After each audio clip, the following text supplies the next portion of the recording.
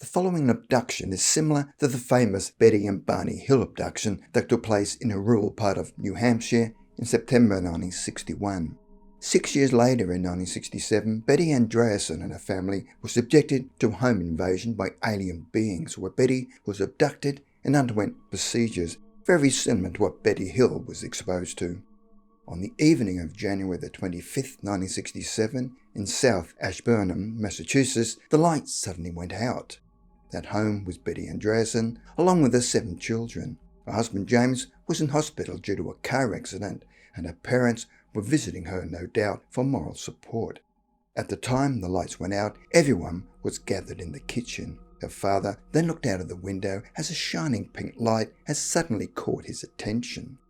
The light seemed to pulsate and slowly get brighter. Then her 11-year-old daughter Becky saw the glow, which had now turned a reddish orange. Then everything fell silent, and it was as if the house had a vacuum over it and told the children to go into the living room for their safety. Then, to her father's amazement, saw several little creatures that looked like something you would see at Halloween. But it was January, not October. When the strange beings saw him looking at them, they suddenly stopped what they were doing and stared at him. Suddenly the lights came back on, and 4 of the entities entered the house and passed straight through a solid wooden door. They were wearing dark blue tight-fitting uniforms that had an insignia on the left sleeve. The beings were about 4 feet tall, with large pear-shaped hairless heads with tiny noses and mouths. Their skin looked grey and had a clay-like appearance. The following morning, everything seemed to be back to normal, except Betty Andreasson had a very strange feeling that something unusual had happened. Over the following few weeks, she started to get strange flashbacks of humanoid-type creatures and an otherworldly atmosphere. 10 years later, in 1977, she decided to seek help and contacted J. Allen Hynek at the Center for UFO Studies. Andreasson and her daughter Becky were put under hypnosis by Harold Edelstein, a well-known hypnotist and director of the New England Institute of Hypnosis. During the hypnosis sessions, Betty Andreasson was able to uncover a wealth of memories that were full of idiosyncratic detail.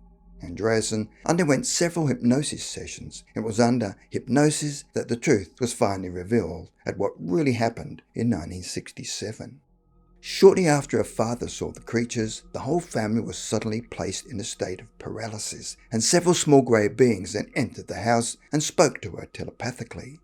Betty Andreasson was then taken aboard a spaceship, where an unusual action happened where she was able to pass through a closed door before floating towards a dish-shaped object.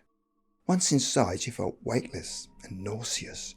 She was then cleansed under a shower of intense light before putting on a white gown. She was then put through a series of tests where they used a needle-like probe. They then appeared to remove a small object from her head using a needle that was inserted into her nostril. The small object had apparently been inserted during a previous abduction. She then appeared to be locked inside a strange plastic-like throne that was flooded with a liquid that totally subsumed her. She felt that this immersion had transformed her experience. When she was released from the chair, new vistas on board the craft were revealed to her. She was able to explore tunnels and mysterious chambers that she felt instinctively were inside the earth. The experiences seemed to expose Andreasson to baffling visions, including abstract geometrical patterns, views of vast cities. She then saw a giant crystalline structure with prisms that gave off beautiful rainbows of light. Then she witnessed swarms of beings that resembled crawling alien reptile-like creatures, and finally a mystical image of an eagle or phoenix.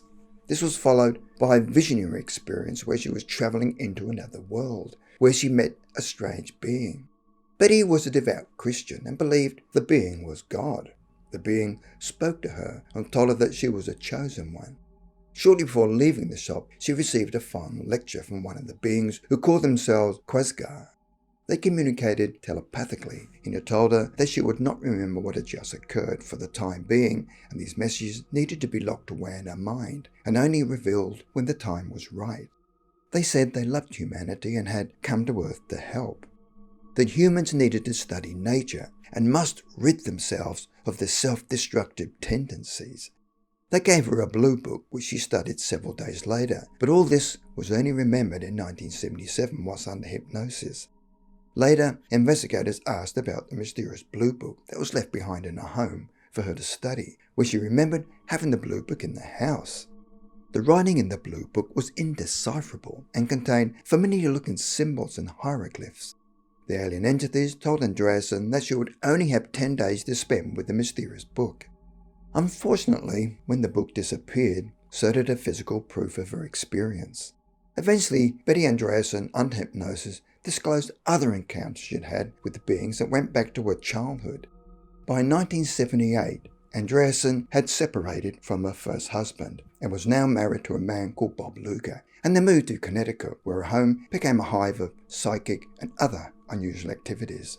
Her husband also underwent hypnosis and spoke of similar encounters like those described by his wife.